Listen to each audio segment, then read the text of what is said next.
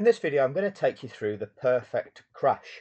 And before I do, I'm just going to expose a couple of little dynamics you see. Because what this video contains is evidence of a fraud. Now, what is fraud? Fraud, as it says here by Aston University, a serious criminal offence involving intentional dishonesty and a breach of trust.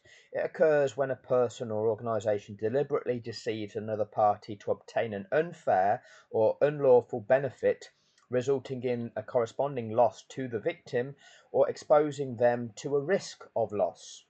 So that's a definition given by Aston University. Who are they? Now, let me just identify another key dynamic here.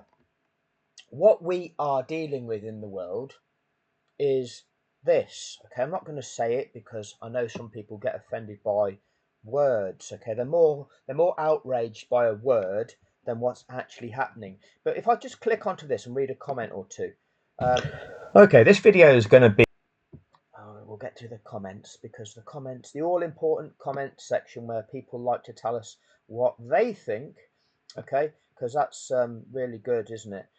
You know, we're ironic. You know, this lad here who told us he's done with the channel, he's going away, but he hasn't gone away. But this one here, okay, egos get frayed. Who TF? That stands for the muck. Are you though? So I made a video, and this person thinks it's about egos and wants to question, who am I? Now, indeed, who am I? Who am I to be telling you the truth? Who am I to be saying something to you that's different to what somebody else has said to you? You see, that bit is irrelevant, isn't it? But it's not irrelevant to most of you, and that's where the problem lies. You want to question who I am rather than what I'm saying. And that's one of the key reasons I don't come on here to present myself. I come on here to present the information. What you get from a lot of YouTubers is they want to be the star of the show. That's not what I seek to do. I just seek to present the factual information. And I evidence that with the evidence of what actually took place. And I just explain what actually took place without the bullshit. But who are you, though? Ignore who I am. Who I am is irrelevant. So I'm a nobody. I'm nothing. It's not about me. This is about the information. This is about how you are presented with information. This is about the lies that you are presented with. You see, what did you know about what was going on Jeffrey Epstein's island 10 years ago? When people said there was things that were going on there. Who are they, though? Do you believe them? Did you believe them? Who are they, though, to say that? Did you believe them? But now, do you believe them? Who are you, though? Who are you, though? It's not about who they are. It's about the accuracy of the information. And it's about being able to actually understand it. And you see, what I'm not doing is giving a personal account based on personal experience. I'm just giving an account based on evidence. The fact that you cannot see the evidence because you're blinded to it, because you don't know how to think, that's your problem. That is your failure, because you don't know how to think. You're more concerned with going, who are you, though, rather than analysing the information presented and going, oh shit, this is right, isn't it? This is right. And instead we get somebody who also can't do that, that has to present ironic. So what I'm going to do, I mean, who are these? Who are these to determine what fraud is? Who are these to determine what fraud is? Who's everybody else on the internet that determines what fraud is? What's fraud? Who are they to tell? No, it's fraud, you see. And who am I to be? It doesn't matter who I am. If you don't understand what fraud is, you're the problem.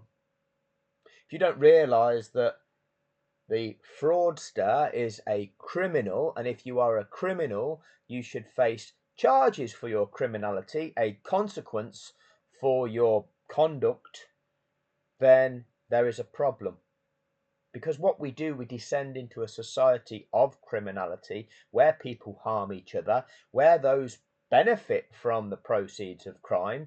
They elevate their position in this world to a position of wealth, unaccountability, impunity, and perpetrate acts which harm others. You know, the Epstein class. The Epstein class, we'll call it class, shall we, of people who abuse people. That's what we end up with because of minds that have been mind conditioned, that are zombies, that are asleep in the matrix that's been created. And you've been diverted to question, who are you? Who are you, though? Right, let's have a look at this one, the crash. So we'll click onto this one. Now, who's this? Who's this? Let's have a look. Upgrade your home today with a Dunster House ad room. Dunster House's ad room make a great addition. The back wheel. Who is this? This is David King. Who is he? Oh, he's got 2.33 million subscribers. So he's a somebody as opposed to me who's a nobody. All right. Now let's put this into context. A nobody like me, because obviously your measure of how good somebody is and who's telling you the correct information is how many subscribers they've got. Yeah. So he's got 2.33 million. Context, that's 2,333,000. How many have I got? 8.9 thousand. That's not even 100,000. That's not even a tenth of 100,000. He's got 2,333,000. Also, that makes him a somebody, and that makes him tell you authentic information, does it? Who determines how many subscribers he gets? Are they really subscribers? Are they real accounts? Are they fake accounts? Who determines who gets to see his videos? Is that the algorithm? Is that the mystery algorithm controlled by the billionaires that are happy for a certain set of information to be thrust in front of everybody to get everybody to believe that version of events? Look, everybody, this is the version of events that we've recommended to feed you with.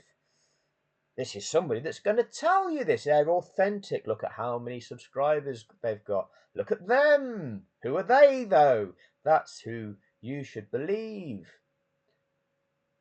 Who controls what you believe? Who have you been conditioned to believe? Who's presenting information that's damaging to those billionaires? Who's exposing that the billionaires, that are in the same club, the truth about, that those that be mainly about a cop, those that made billions out of the fraud, the billionaires that made billions out of that fraud, they don't want anybody to realize what they did. They're in control of the algorithms, and so they present this person to you to tell you the truth. Now, don't get me wrong, this is not a slating on this guy. I'm just going to take you through this presentation. A lot of it is fine, but what it doesn't do is expose the true implications of this. Now, 10,000 people like it. All right, 10,000. It's been seen by 208,000 people. 10,000 people like it. The most popular comments: "You locked me in with short." 3,000 people like that. And it's got 73 replies. Oh, let's engage with "You locked me in with short." This made us watch a 3-minute short for a fifth. 1.4 thousand people like that. Whew. This is one of the most important events in F1 and racing. I'm glad that someone like you still talks about it today. So that happened in 2008. It's being talked about. Well, this comment was made 4 months ago. The video was created when 4 months ago. So that is made in 2025. 928 people like that. What about Abu Dhabi 2021? That's far more important. These people, 208,000 people are still watching that. 208,000 people are still interested about the insane true story of Crashgate. Now I'm giving you the insane true story of Abu Dhabi. But who am I? Doesn't matter who I am. This is about the truth, isn't it? You're more concerned about who I am. You're more concerned about how many subscribers I've got. You're more concerned about me. Don't be concerned about me. Be concerned about the information. How afraid he was to tell his dad almost made me cry. Okay, that's nice. I never heard this scandal until now. Your narration is next level. These are lovely, okay?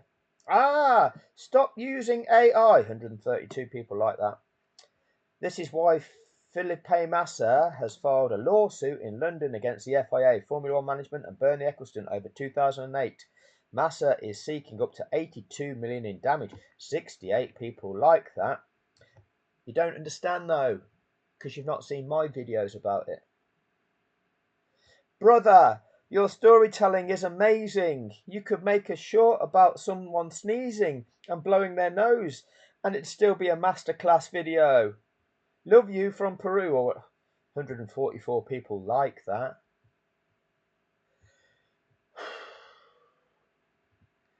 You know, everybody is entitled to their valid opinion.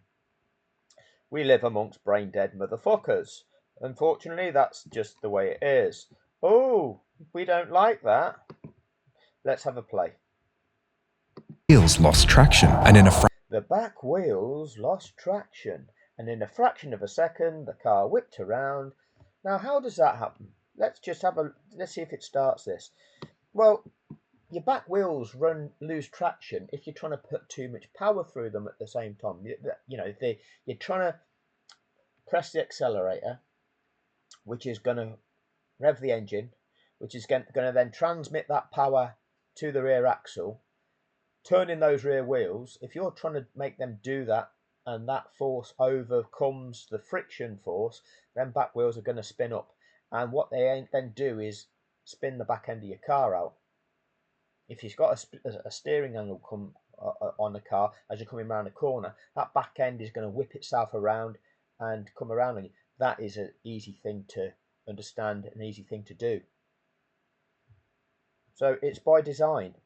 This is not an error by a driver. This is a known thing. Fraction of a second, the car whipped around, sending him slamming into the concrete barrier. Now, where else have you seen somebody hit the accelerator and the back end goes spinning round into the barrier? Oh no, Nicholas Latifi has crashed, which means there's bound to be a couple.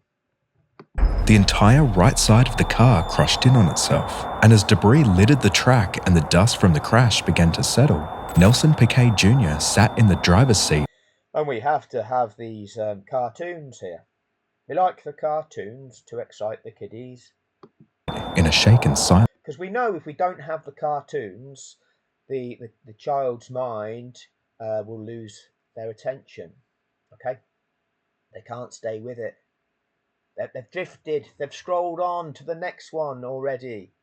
And all he could think of was what his team manager, Flavio Briatore, would say. This felt like the final moment in a long string of missteps. His rookie season had been riddled with errors and underperformance. He was constantly living under the threat of being dropped from the team, and this race felt like his last chance to prove his value to a team that demanded everything from him. He stepped out onto the wreck, under the glow of the track lights, and he made his way back to the pit wall to debrief with the rest of the Renault team. As he walked, the safety car emerged with its flashing lights, and the other racers were brought to a slow crawl. The pit lane was now closed, under a strange rule at the time that prevented cars from entering the pits the moment a safety car was deployed. But thankfully, Nelson's teammate, Fernando Alonso, had just refueled. There's Fernando in the cartoon car. Right. So the crash ended up being pretty convenient for the team. Is this an advert? We'll have to see. Well, it looks like it's an advert. Let me just pause. A crash that was convenient for the team. So he just said when Nelson Made it back to the pit wall, he locked eyes with Briatore. Usually, after a colossal failure like this, Briatore would be furious, but instead, he gave a glance, a subtle nod, and brought his focus back to the monitor to continue checking in with Alonso. Nelson felt sick. Do we have evidence of that? A glance and a subtle nod. Do we have the footage of that? Now, maybe that's copyrighted, I don't know. Maybe we'll have a look. Maybe they never showed us. Nelson felt sick to his stomach. And he retreated to a chair, preparing to face the media. He had no idea whether he still had a job or not. Briatore had been deliberately not telling him whether his contract would be getting renewed for the following season. Nelson wasn't sure whether Briatore hadn't decided yet, or whether he was just holding it over him as a way to control him. Leverage. Yeah? This is blackmail, isn't it? You do what I tell you to do, otherwise you lose your job. You lose your livelihood. You lose your dream. If your dream was to be a Formula One driver, I can end that dream unless you do what I tell you to do. These are the dynamics of what take place in this world. Those with power, which in this case was Briatore, force somebody to do something that is illegal because they've got leverage over them. But who am I to say that? It doesn't matter who I am. Understand the dynamics of the situation. What is Briatore's motive? Why has this man got power? Why would he want to cheat to win? What's in it for him? Well, generally, it's money. Briatore is the team boss of the Renault team. They are competing in the global marketing roadshow that is Formula One. They are competing at the very first night race ever to be staged in the financial enclave, we'll call it, of Singapore. They are sponsored by ING, a Dutch investment banking organisation. ING sponsor that event. ING weren't doing particularly well, needed some good publicity. Flavio Briatore needed to make that happen. There were likely to be big bonuses for Flavio could he boost the image of ING, encouraging people to put their money and investments into ING. Oh, you see, you know what? Jeffrey Epstein was involved in banking and attracting people to trust him with their money. It's all about money, power, control, blackmail, committing crime. Funny that, isn't it? But who am I to say that? Let's just listen to the man who creates the cartoons. That's nice. Either way, the pressure was clearly getting to Nelson Piquet Jr. And it wasn't just the pressure of keeping his job either. It was the pressure of living up to his family name. His father, Nelson Piquet Sr., was a legend in the sport, a three-time Formula One. Oh, we believe Nelson because he's a legend. He's a somebody. He's a name that we've heard before. Believe Nelson, don't believe me. I'm a nobody. What I say means nothing. Or what I say is just clearly what's happening in the world. two-time world champion. Even in his earliest days tearing around go-kart tracks, Nelson Jr. felt the heavy burden of expectation on his shoulders. However, despite the pressure, Nelson still performed well, incredibly well, in fact. He blazed a trail through the junior formulas, winning the British Formula 3 Championship, and then finishing as the runner-up to a young Lewis Hamilton in the fiercely contested 2006 GP2 series. So when he signed with the Renault F1 team for the 2008 season, it felt like the culmination of a lifelong dream. He was finally here, ready to carve his own legacy and to prove he was more than just his father's son. He imagined a future of victories, championships, and a career that would make the Piquet name proud once more. But life in the Renault team wasn't anything like he'd imagined. On the day Nelson met the Renault team principal, he found himself in an unexpectedly vulnerable position. Flavio Briatore wasn't just his team principal at Renault, he was also Nelson's personal manager. And unlike every team Nelson... How does that work then?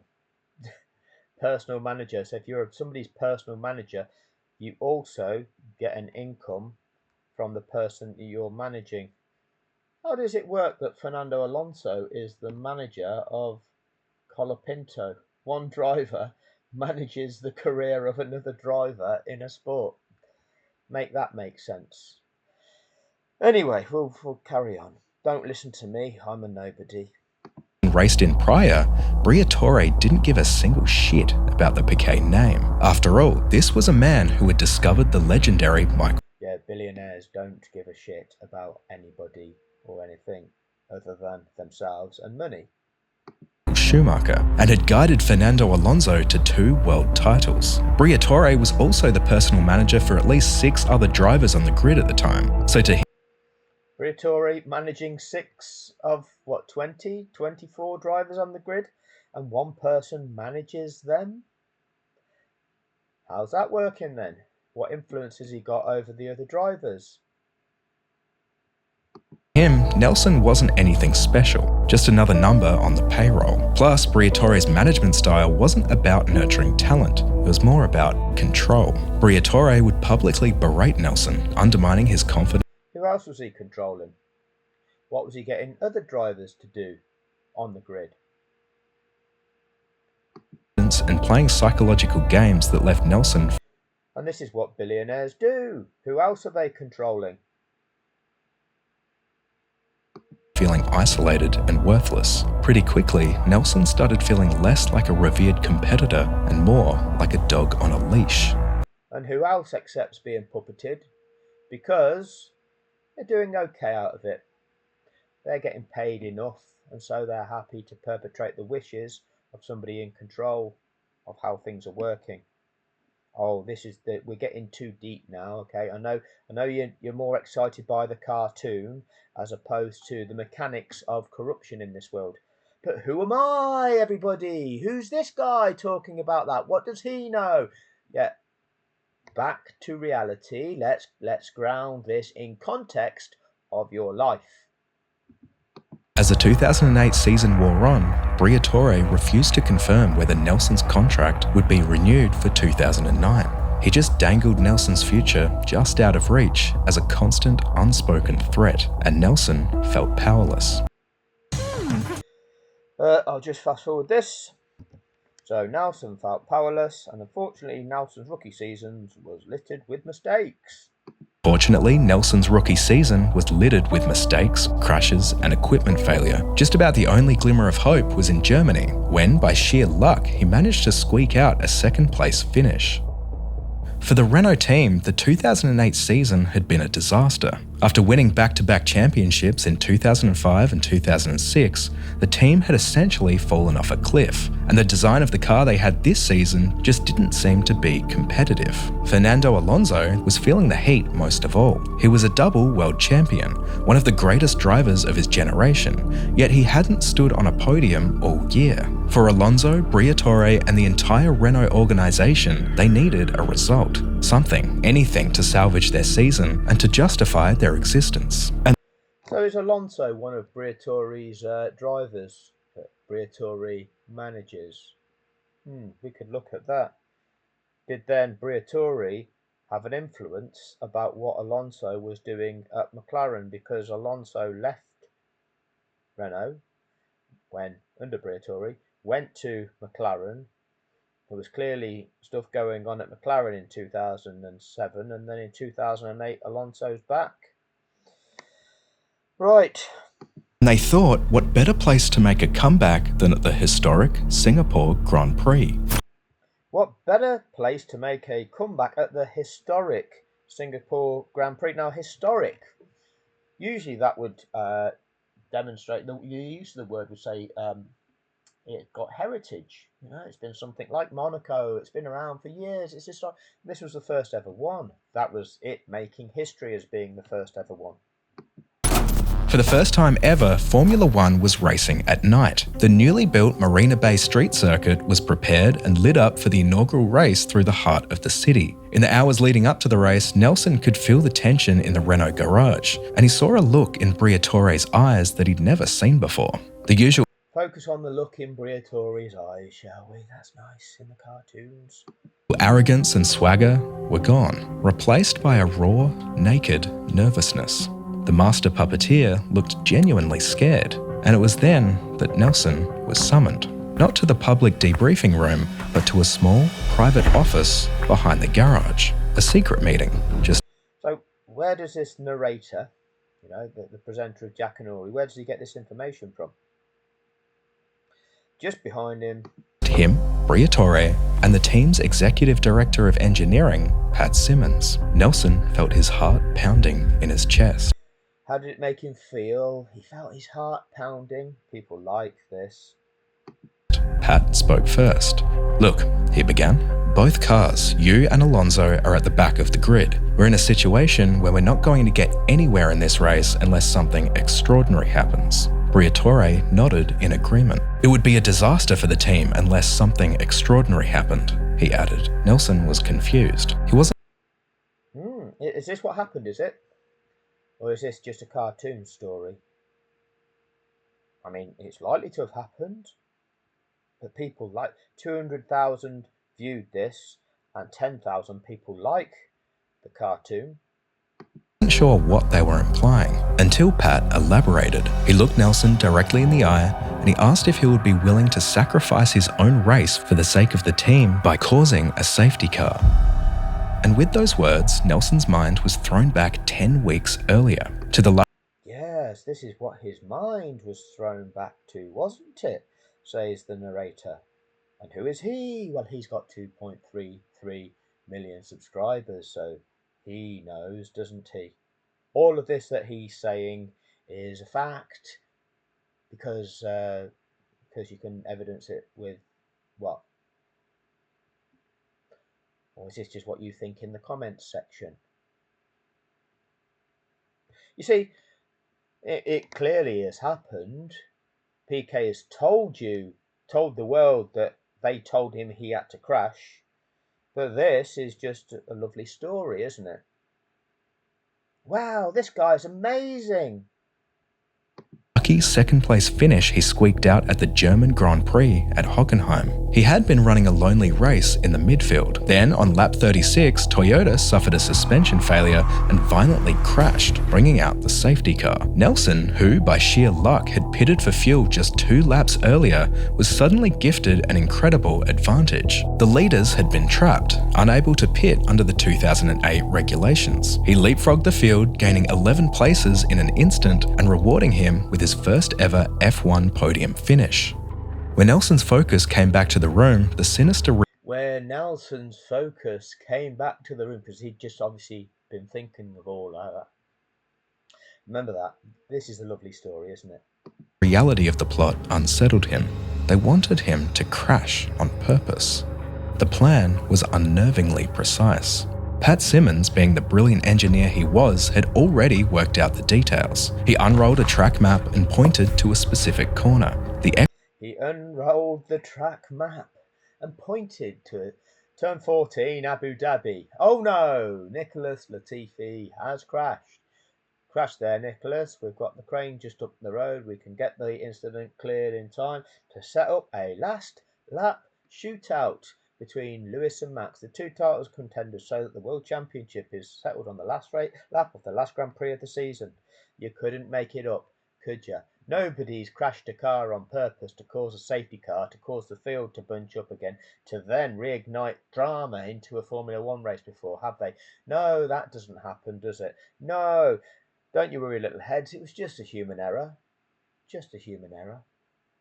I'll have to make a cartoon to see if people believe the cartoon more than the facts.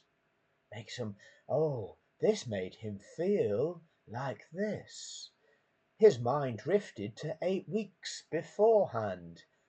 Yes, and so when Nicholas took to each of the other times Nicholas had crashed in Formula One. Yes, how did it make Nicholas feel when they were asking him to crash on purpose? Wow, when they unrolled the track map of Abu Dhabi to point out turn 14 to Nicholas.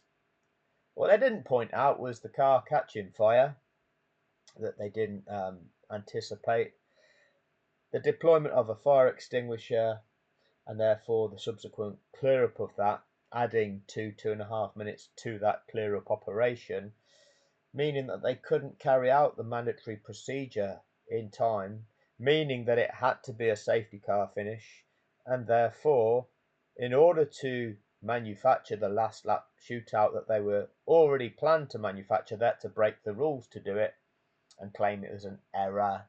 But the teams had agreed to it anyway, so don't you worry, little heads. But who am I to be telling you that?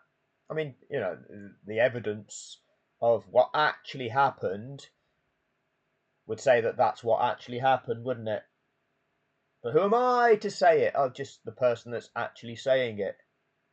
How many subscribers has he got? It's the number of subscribers he's got depends on how accurate the information is. He hasn't made a cartoon yet. Exit of turn 17. As Simmons explained, there were no cranes or access roads nearby.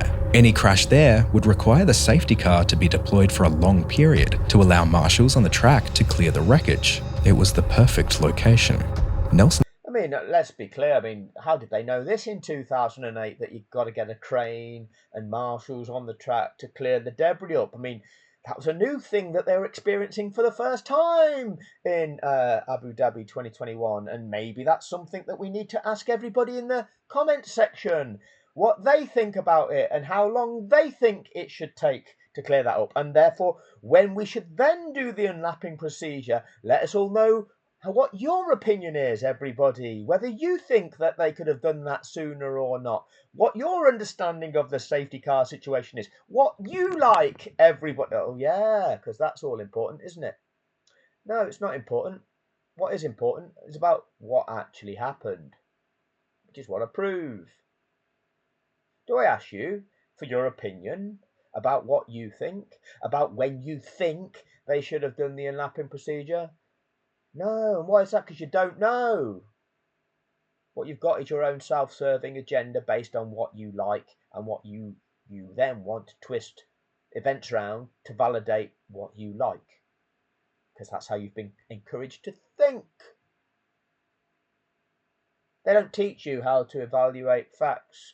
They don't teach you how to evaluate the validity of information. What they do teach you is to question the source. Yes, question the source of the information.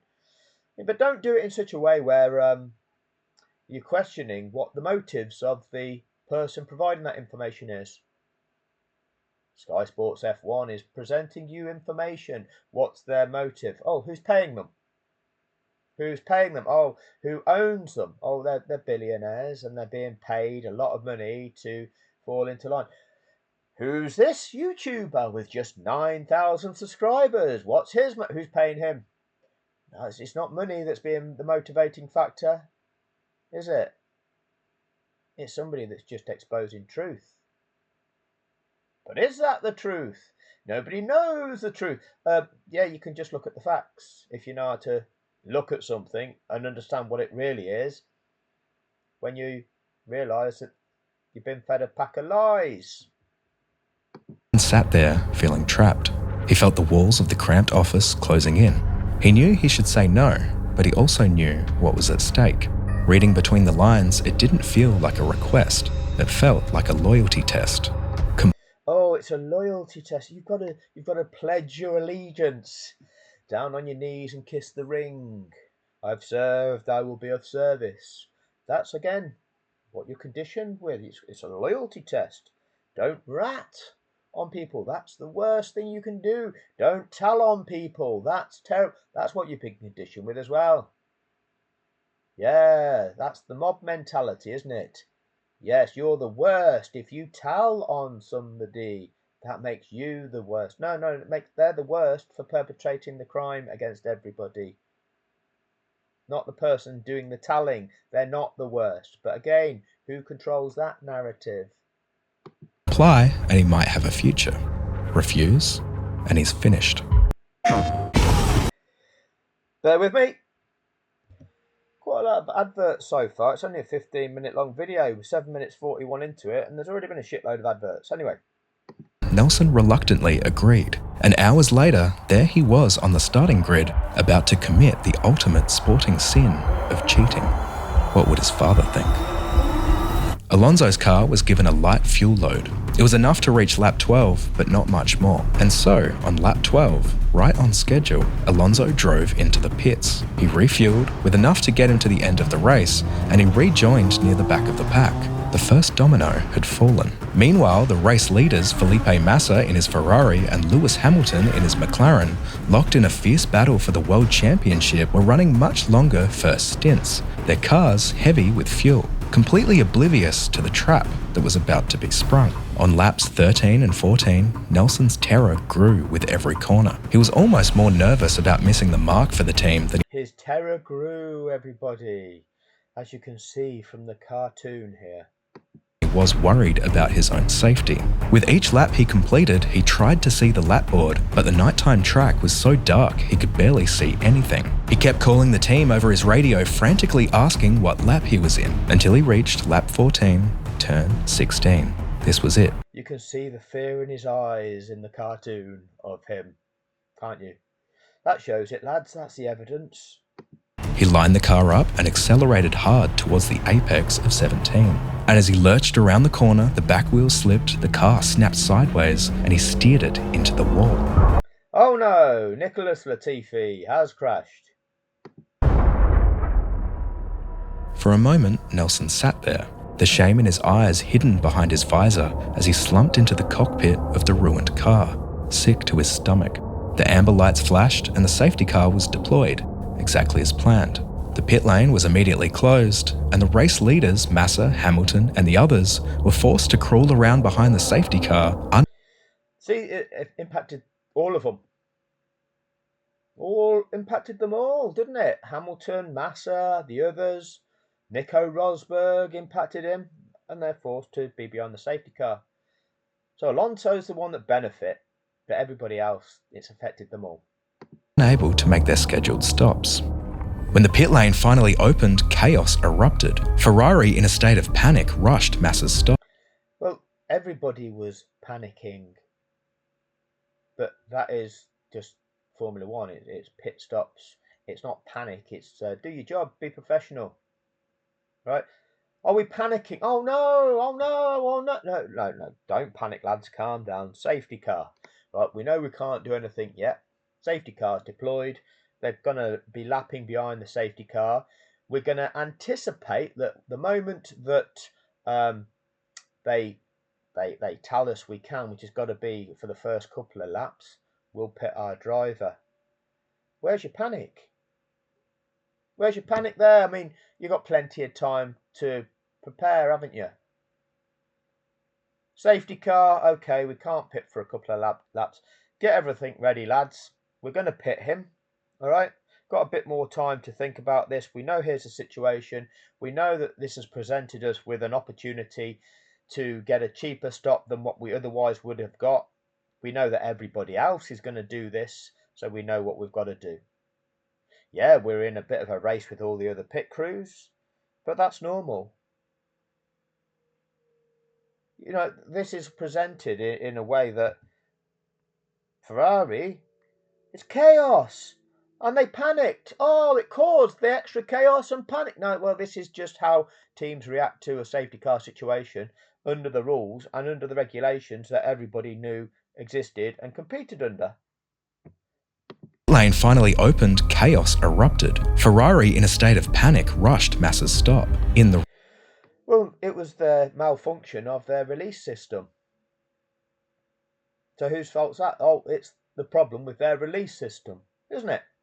Because the other teams were under the same pressure to get their driver into their pit area, refuel them, change their tyres, and get them out as quickly as possible, which is what every car in that race was seeking to do. Every team was seeking to do. Exactly the same as what Ferrari was seeking to do, and yet the only team to make that error was Ferrari. Yeah? They're the only ones that released their driver with that refuel rig still attached. That's their error. Quite simple. Rush, the pit crew released him with the fuel hose still attached to the car. It looked like an unsafe release as well, in as much that not only has he just got that rig attached, look at how it's impacted.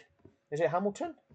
Which car is that? Stop. In the rush, the pit crew released him with the fuel hose still. No, it's not Hamilton. That's a Toyota, sorry, I think. But that looks like a very dodgy release. Well, it clearly is because of the rig, but the proximity to that car coming down the pit lane. Look at these pit crew here. How close is that? Attached to the car. The long, heavy hose was ripped from its frame, spraying fuel and knocking a mechanic to the ground. Massa was forced to stop at the end of the pit lane while his crew ran down to manually remove the hose. He was penalised for the unsafe release, and he would go on to finish 13th, scoring no points. Now, obviously, he dropped down to that position because the amount of time he's stationary, and obviously all the cars then fly past him, dropping his position. Then he had to serve a penalty for that unsafe release, losing out more time, but he also drove atrociously as well. Psychologically, that impacted him and impacted the way he drove in that race. They were the reasons why he finished 13th. If you do the right thing by disqualifying the car that benefited from the cheat, which is Alonso, then by removing Alonso out of that running order, everybody gets moved up a place. Rosberg becomes the winner of that race. Hamilton comes second, getting 8 points rather than 6. Massa still gets 0 points. That's the way you deal with such an incident. Of course, Renault were now on easy street. Fernando Alonso, having already made his perfectly timed pit stop, sailed past the carnage and crossed the finish line in first place. It was Renault's first. It's Nico Rosberg's first ever race win in only his 50th Grand Prix competing in the sport. That was never declared, still hasn't been to this day. Nico Rosberg had to wait till his 111th Grand Prix before he actually was recognised as being a Formula One race winner. Like I say, to this day that has never been recognised. From that moment onwards, from that Singapore Grand Prix of 2008, that impacted the remainder of Nico Rosberg's entire career. Every contract, whether that was with a sporting contract with any team that he signed for, will have been impacted by the fact that he wasn't a recognised Grand Prix winner. If you're a recognised Grand Prix winner, then that significantly impacts the value of the contract that you can sign, significantly impacts which teams offer you contracts. Any commercial contracts based on your imaging rights, they're significantly impacted. Nico Rosberg is a victim of this situation. Who else is a victim of this situation? Well, again, when you remove the 10 points that Alonso received for that fraudulent event, then he drops down 2 positions in the Drivers' Championship for that year. I believe it's Nick Heidfeld and Heikki Kovalainen who would have finished higher than Alonso in that championship, elevating them up positions in that championship, impacting their contract, their earnings for that season, if their earnings were linked to their finishing position in the championship. impacting potentially their entire career earnings, any future contract, any future marketing contracts that they signed. By not disqualifying Renault from the entire season's standing due to them cheating, defrauding the entire sport, bringing the entire sport into disrepute, that meant that the 6 teams that finished below them in the Constructors' Championship were all impacted negatively. The prize money that each of those teams received is linked to their finishing positions in the championship. Had you have disqualified Renault, then each of those teams would have finished at least, well, they would have finished 1 place higher in that championship. That would have resulted in probably somewhere in the region of £10 million, $10 million per team extra in prize money. That prize money gets distributed amongst the employees of each of those teams as part of their annual bonus, or at least a proportion of it will. So each of the employees of each of those 6 teams was impacted by Renault defrauding the world. There will have been people who placed bets on that sporting event who were defrauded. That was not an authentic outcome of a sporting event because a team cheated. Renault defrauded them by the fraud that they perpetrated. Anybody who sponsored that event was defrauded. They were sponsoring a sporting event. Renault contrived the outcome. That's not a sport. They perpetrated a fraud. They defrauded each of the companies that actually sponsored that sporting event. Each and every fan of the sport who was tuned in to watch a sporting event were defrauded by Renault contriving the outcome of that event. This is a crime. Nobody tells you that. Nobody wants to compensate. They want to protect against consequence for their crimes. So they do not tell you the truth. This guy doesn't tell you all of that, doesn't make that explicit to you. Hence you get 2.33 million subscribers. And kudos, people believe him and the cartoons. But the person that's telling you how it really is, who are you to be telling us that? You've got less than 9,000 subscribers, so clearly you don't know. Or maybe this is fraud. Maybe you're not encouraged to think about it like this. Funny that, isn't it? Funny that they don't want you to be able to identify their crimes and they don't want to be held account for their crimes. You know, the billionaire class, the Epstein class, they don't want to be held to account for their crimes. They're in charge of the information system and how you think about things. And that enables them to get away with it. Defrauding people, benefiting from exploiting people. Works for them. You, the exploited, though, like to question, well, who am I to be questioning them? Yeah, I'm not a billionaire. I'm a nobody, okay? So I've got nothing to say. What I say is not important. Yeah, just keep believing the billionaires. They'll tell you the truth, won't they? They'll look after you. They'll look after you. Victory in almost 2 years. To Briatore and Simmons, it was the perfect crime. Yet another advert. Wait there. Hopefully we're back. They thought they had manipulated a Formula One race and Manipulated. That's fraud. Okay, we're using the word manipulated because it softens it, doesn't it? Yeah. If you break something, yeah, you've smashed it, haven't you? You've completely ruined it. But if you just manipulate it a bit, that's okay. It's not so bad, is it? Look at the language used. Yeah, it doesn't hit as hard, does it? You can consume a manipulation, but when you're told somebody's completely fucked it, oh, that's not so comfortable, is it? It's not so comfortable. But don't listen to me. gotten away with it. However, in the high-tech, data-driven world of the F1 paddock, the crash immediately raised red flags. Rob Smedley, Felipe Massa's highly experienced race engineer at Ferrari, could tell immediately something was up. On the pit wall, surrounded by screens showing the car's race data and video replays, he watched the incident over and over. Turn 17 wasn't a particularly challenging corner. Rob knew a driver of Nelson's caliber shouldn't crash there, particularly in such a dramatic way. The way the car spun, the aggressive acceleration just before the accident, it didn't look like a mistake. No, that little dance-off between Mick Schumacher and Nicholas Latifi just before he pushed me off with the dirty tyre, the tyre narrative, didn't look like it was a mistake because Nicholas was told at the beginning of that lap that it had to be this lap. So no, he was just following orders, wasn't he? It wasn't a mistake. And then what he did, he went around that turn 14 in a lower gear than he normally would, which means it's easier to spin that back end up when you're in a lower gear and you dump the throttle, which is what he did. Funny that. Nevertheless, for now, the result stood.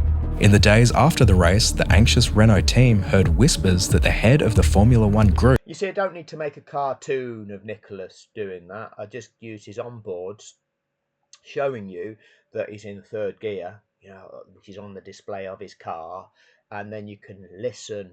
Okay, you can hear basically the sound of him just revving the engine up to the throttle limiter, as opposed to just feeding the throttle in as you normally would on exit of a corner, which is a corner you'd take in a higher gear.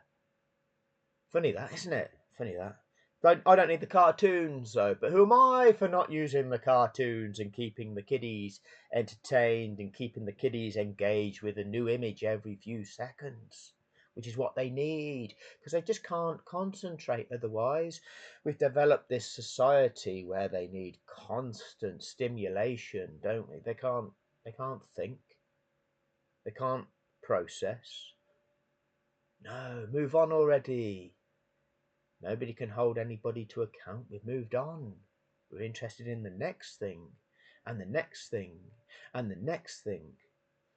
That works for the billionaires, doesn't it? When nobody's holding them to account. Bernie Ecclestone had been told about the deliberate crash, and so Nelson, assuming. So Bernie Ecclestone, the man with the marketing rights who had sold the show to Singapore, attracted all these sponsors. He knows. Now, how's he going to deal with it? Is he going to reveal the fraud? Is he going to reveal that one team is cheated and therefore we're going to change the result of this, disqualify the cheats? Or are we going to try and cover it up so that nobody loses any money? The image of Formula One, this historic event, this first ever night race, doesn't make global headlines for the wrong reasons, and the fact that this sport is just cheats. Oh yeah, we won't bother watching that. They're just all cheats. They just all cheat. So let's distance ourselves from that because it's entirely corrupt. Shall we get Bernie to cover that up? Oh, that's fraud. That's being aware of a crime and concealing a crime. That's also a fraud. It's aiding and abetting criminality. It's an accessory to criminality. It's perpetrating criminality. That's what Bernie Ecclestone's guilty of. He admitted that. He admitted that in an interview with a German magazine. He admitted that while he was serving a suspended prison sentence for fraud. Everybody. Oh, does the cartoon tell you that? There's a cartoon, and if you're serving a suspended prison sentence and you are then found that you've done something else, well, you go to jail, go directly to jail. Do not collect your £200. Yeah, that's the way it goes, Bernie. That the gig was up, anxiously waited for the call that would end his career. Days passed, then a week, then a month, and nothing happened.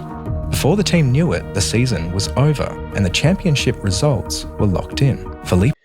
The championship results were locked in. So are we saying that Ecclestone and Max Mosley from the FIA were aware of a cheat before the end of the season, They didn't disqualify Alonso. They didn't then reset the points of that event. Oh no, they didn't, did they? What would that have meant? Well, had they have just disqualified the cheat, because what we get now is the cries for, oh, we void the entire event. Somebody's cheated, so we void the entire event. Well, that doesn't happen in sport. Okay, there's various things where teams don't comply with the rules, and we don't just void the entire event. For example, Red Bull breached the cost cap in the development of their 2022 car, so they were competing the entire 2022 season with an illegal car. So what do we do? Do we avoid the entire season for that? Well, why not? Why not? They're cheating. Do we void that? Or do we just disqualify the cheats? Oh, there's a lot of money that we have to repay everybody if we void the entire season, don't we? We'll just disqualify the cheats. That's the way that we deal with cheating. If somebody's broken the rules, for example, George Russell was found to have broken the rules because he finished the race of the Belgian race in 2024, where Mercedes ran him a one-stopper to beat Lewis Hamilton. And then his car was found to be underweight. So what do we do? Oh, he's cheated. He's cheated. Mercedes cheated with him so that he could win. But that was a cheat. So we disqualify. We'll void the entire rest. No, we just disqualified the cheat, didn't we? The car that has breached the rules and regulations, has cheated, we disqualify them. Oh, but it affected everybody in the race. Yeah, it did. Yeah. Everybody had to go into the pit stops and refuel and change tyres, and they all dealt with it. But Ferrari didn't. That was Ferrari's problem. You disqualify Alonso, and you do so before this final Grand Prix of the season, the Brazilian Grand Prix. Hamilton would have got an extra 2 points by being elevated from third to second in Singapore. That would have meant that he'd got 2 more points in that championship. That would have meant that he didn't need to finish as high in that race. So when we got down to the last lap drama of Brazil and Hamilton overtaking Timo Glock on that last lap, clinching the championship on the last lap of the last Grand Prix of the season, you couldn't make it up, could you? No, the drama. You couldn't make that up. But you did, because you didn't actually change the results. You didn't change the championship standings because you were defrauding everybody. And what did that result in? Oh, that resulted in somebody getting death threats. Timo Glock and his family got death threats due to the fraud. Because had Bernie Ecclestone and Max Mosley had done the right thing, Hamilton would have gone into that race with 2 more points, and even had Hamilton not have made that overtake, he'd have been the world champion. And when Felipe Massa would have finished that race, he wouldn't have been celebrating. His father and his brother wouldn't have been celebrating. The Brazilian nationals, who were celebrating their countryman potentially being the winner of the race and therefore the winner of the world championship, wouldn't have been celebrating, because they'd have known already that Hamilton is still in a position where he's still the world champion. Hamilton didn't need to pass Glock. He didn't even need to be the position just beyond Glock. He could have been one place further back and still been the world champion. So it made Hamilton's job of becoming the world champion even more difficult. But your cartoon won't say that, will it? I'm just telling you the truth of the situation. I'm telling you reality. But who am I to be telling you the true dynamics of the situation? Who am I? I've not got 2.33 million subscribers. I'm not Martin Brundle being paid by the show to keep you excited, to keep the kiddies aroused, to keep your eyes on the show, on the circus, so that you don't actually understand and don't focus on what's really happening in this world. Who am I?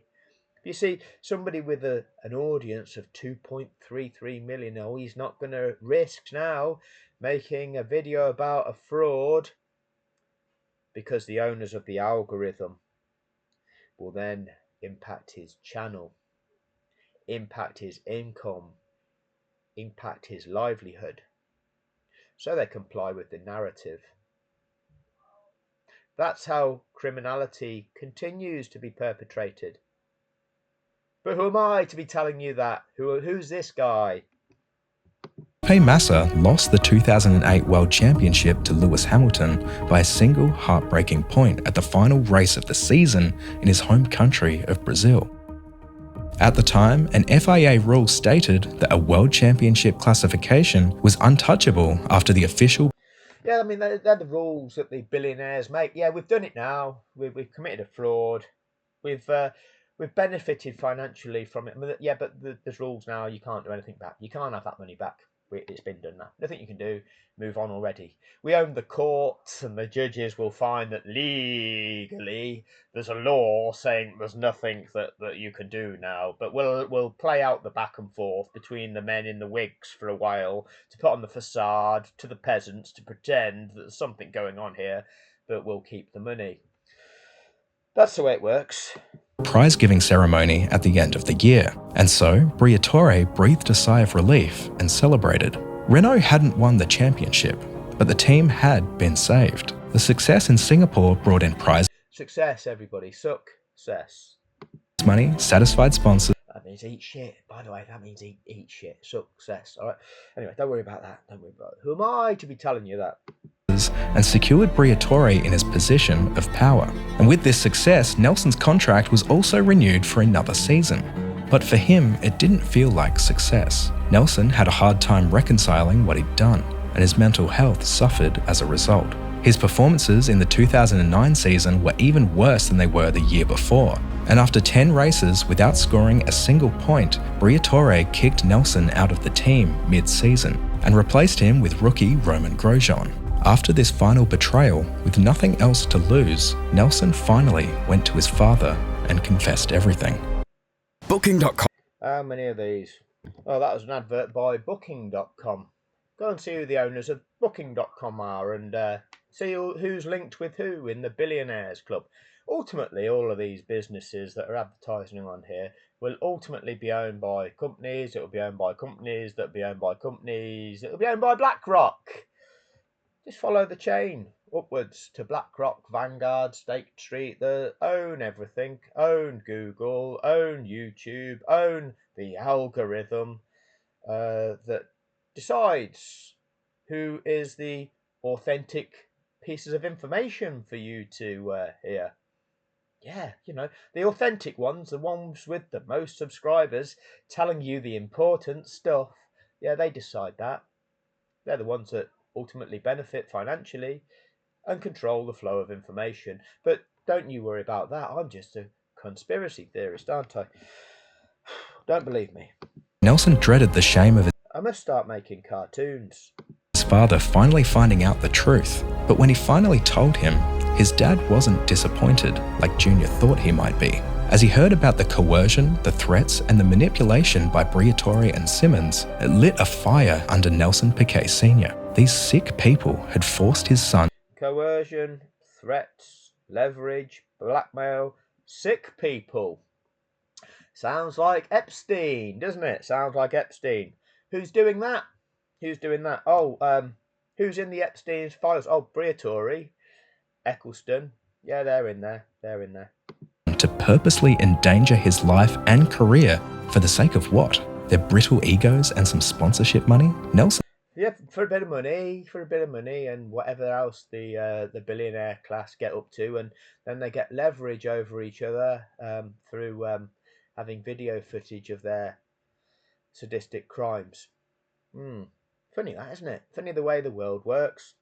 Sr. was determined to make the two of them pay for what they had done to his son, and so he outlined a plan for his son to go public with the truth. However, Nelson Jr. wasn't so sure. Briatore had threatened legal action against him if he Oh, legal action. We'll get our team of liars to lie, and therefore we will use our liars to harm you. What are lawyers then?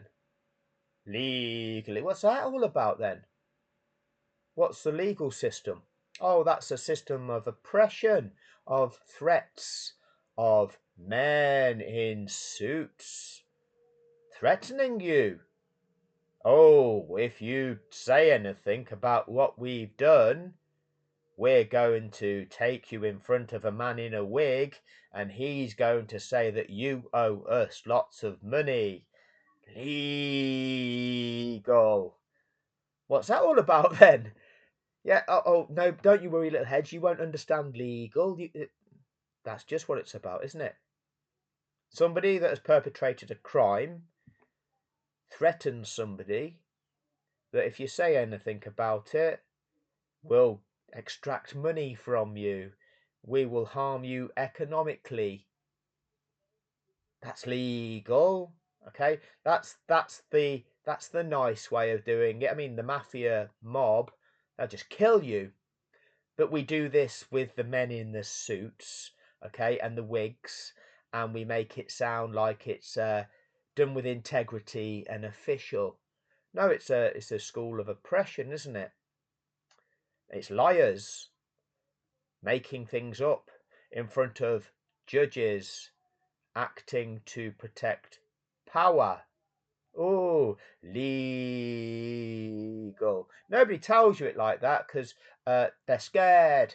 They're scared that legally they might get a letter from somebody's man that they've paid to send them a threat legally. Yeah, and then they're scared that the judge, judging for the established wealth, is going to impose the penalty legally. You know, the man wearing old lady's clothes in the wig and the cape and the tights legally can have that effect.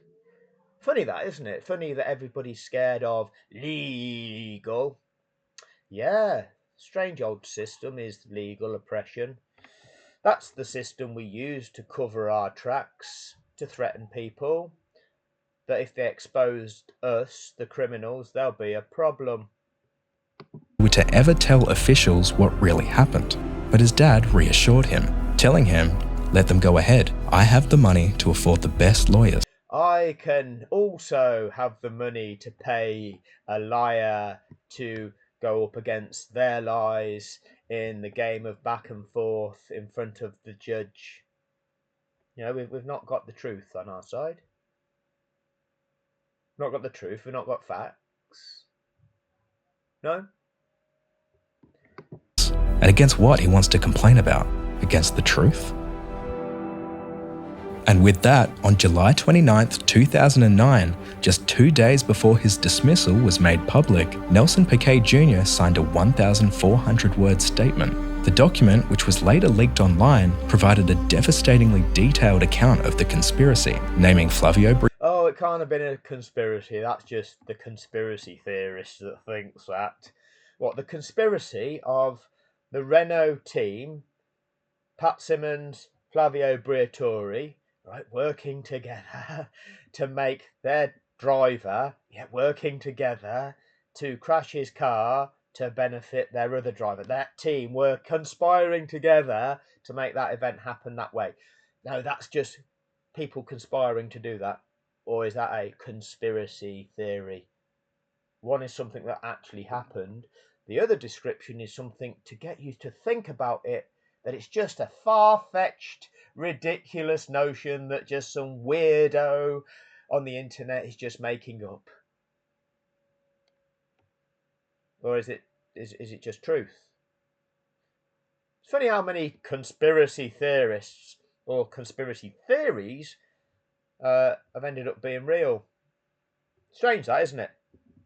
Briatore and Pat Simmons as the architects of the plan. The FIA launched a comprehensive investigation, interviewing all parties involved. Briatore, Simmons, and even Alonso were interrogated. And then, on September 16th, Now, you've told us earlier in your video that Alonso was in this room when Simmons and Briatore were telling Piquet Jr. to crash. And Alonso's claimed, he knew nothing about it. Alonso's claiming that he didn't know anything about it, and because he didn't know anything about it, that's why they didn't strip him of the race win. Did he know about it? Did he not know about it? Did he not question? Well, why have you only fueled me for 12 laps? That's not giving me the best chance, is it? Don't worry, Fernando. We've got a plan. Not so sure about this. 2009, just 5 days before their scheduled hearing with the World Motorsport Council, Renault announced that they would not contest the charges. So they backed the fuck up, didn't they? Why did they do that? Oh, because they'd gone about threatening everybody. If you do this, we'll threaten you that with our liars, our team of liars, will then extract money from you. Okay, do it. Do it. Oh, okay, we won't. We'll back down. We'll back down. Legally. That's what they do. They're oppressors, liars, who will take money to oppress until they realise that, oh, actually, we're going to lose here. And then they back up, don't they? Legally. But no, they'll quite happily threaten to try and get you to collapse to their will, because that is the kind of perpetrators these are. Both Flavio Briatore and Pat Simmons had been removed from the team, effective immediately. Initially, the punishments were severe. Briatore was banned from all FIA-sanctioned events for life, and Simmons was banned for 5 years. What kind of a sport is it to then renege on that ban? It's a show. However, in a French court, both Simmons gets a job with the FIA, technical director or something like that of the FIA. A man who's a proven cheat. What does this demonstrate? Briatore and Simmons later had their bans overturned. Fernando Alonso was cleared of any involvement, claiming he'd Fernando was cleared of any involvement. Go back and tell us what you originally said. been completely unaware of the conspiracy. It was later revealed that the highest authorities in the sport, Bernie Ecclestone and FIA president Billionaire Bernie in the Epstein files, and then this is Max Mosley.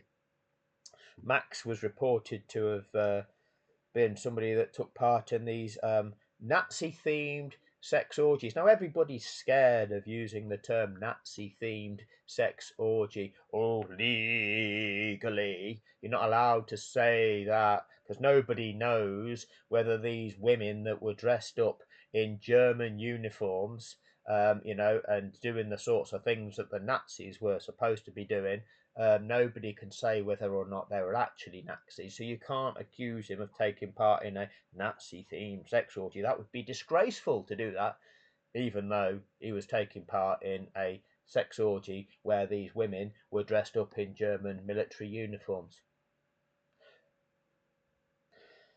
We're just not allowed to speculate on the political ideologies of the young females involved, the young female soldiers involved in that particular orgy.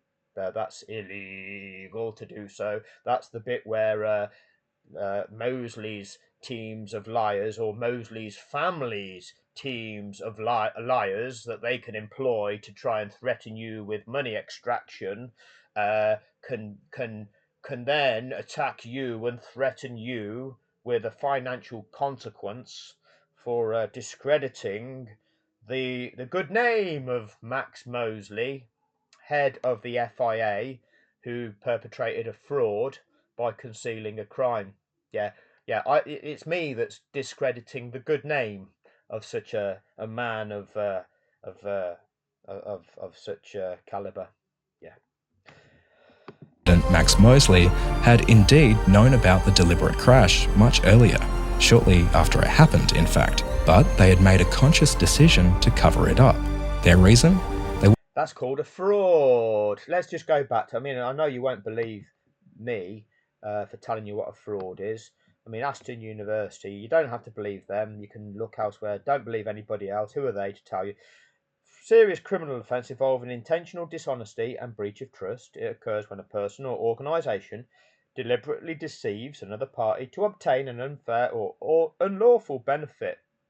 So they've sold the show of Formula One to the world, and that show is going to be demonstrated to be corrupt, and that's going to significantly devalue that. That's going to cause people who want to associate with the show to not want to associate with the show, because it's not good publicity.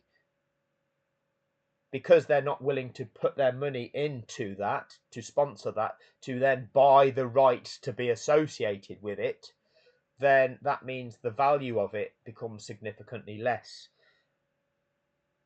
So that exposes them to a risk of loss. Oh, yes, this is what Eccleston and Mosley have done. They've perpetrated a fraud. What does this lad say? In fact, but they had made a conscious decision to cover it up. That's a fraud, okay? You never use the term in your video, but that's a fraud, okay? Their reason? They wanted to protect the sport and save it from a huge scandal. Yeah, to protect the value of their sport, prevent them from suffering loss from what Renault did. You know, they didn't fine Renault $100 million or pounds in the same way they did for Ron Dennis in 2007.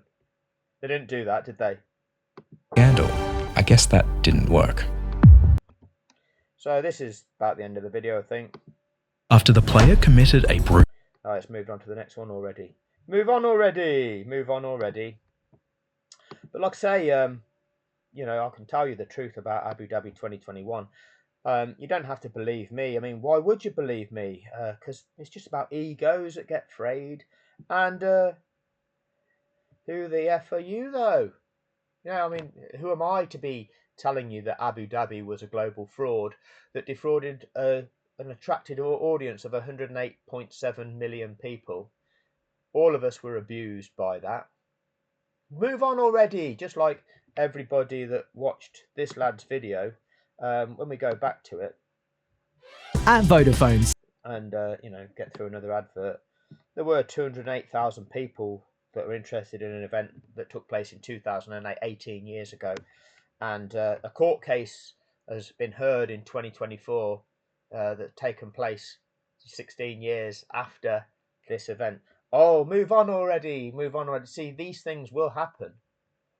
These things will happen about Abu Dhabi 2021. And the truth will come out about Abu Dhabi 2021, despite all the people that come to my channel that want to just keep trying to discredit and undermine the content. That's their agenda. Okay, but the truth will come out. And the evidence is simple. I've just exposed it. But who are you to be exposing it? You haven't got 2 million subscribers. You're a nobody. Yeah, I know. I'm a nobody. I don't care about being a nobody. What I do care about is people not knowing how to think. That's sad, really, isn't it? People not knowing how to think means that the billionaires, the abusers, those who rule over our lives, those who set the boundaries of society and exploit people and abuse people and harm people, well, you're still all in chains, and so am I. And until you wake up from it, you always will be. As will every member of your family, anybody that you care about, your children, your partners. Yeah, you're all impacted. But again, you don't care because there is a proportion of you that don't care. You are what you are. You are what you are, and you either don't care or it works for you making comments like this because you like it. Or maybe you're also getting paid to discredit information to protect the billionaire, protect the Epstein class. And people do lots of different things for money. As long as it's working for them, they turn a blind eye to corruption, to harm. Abu Dhabi was a global fraud. It's the template, the blueprint for how to defraud the population. This is what they did. Those people with the large audiences, the authentic channels with the big subscribers, they won't tell you that. That could harm them. That could harm their image. That could harm their income.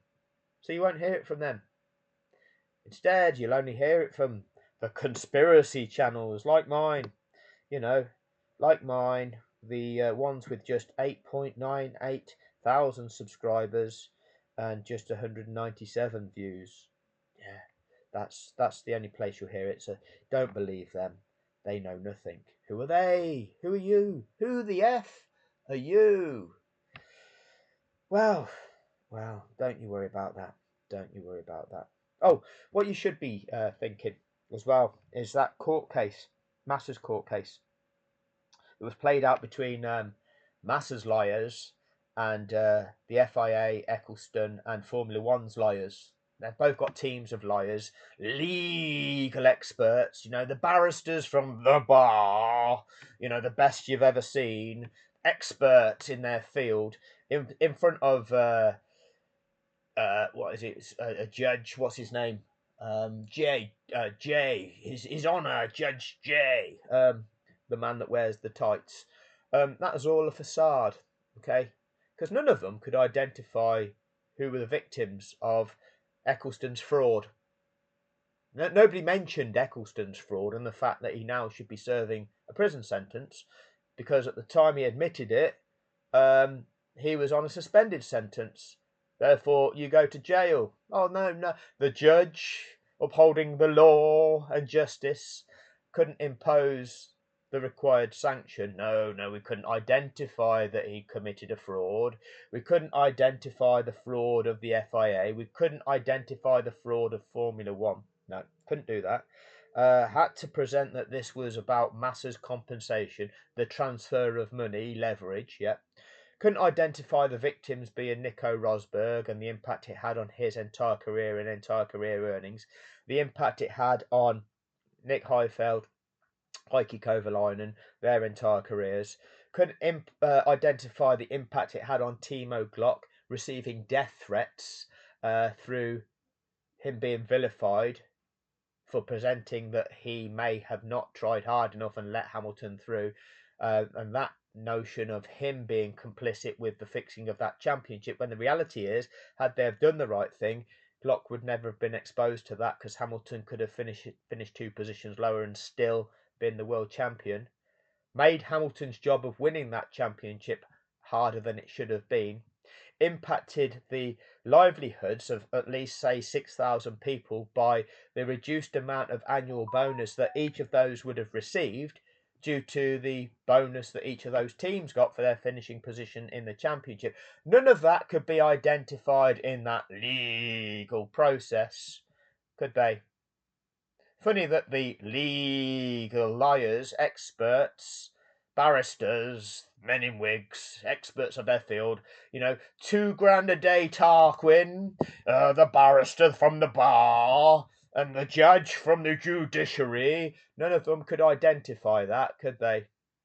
Funny that the manipulators of the empire, those who protect power and wealth, couldn't identify justice, could they? Funny that. But don't you worry about that. Who am I? I've only got 8.98 thousand subscribers. I'm a nobody. I'd rather be a nobody. Anyway, see you in a bit. Bye.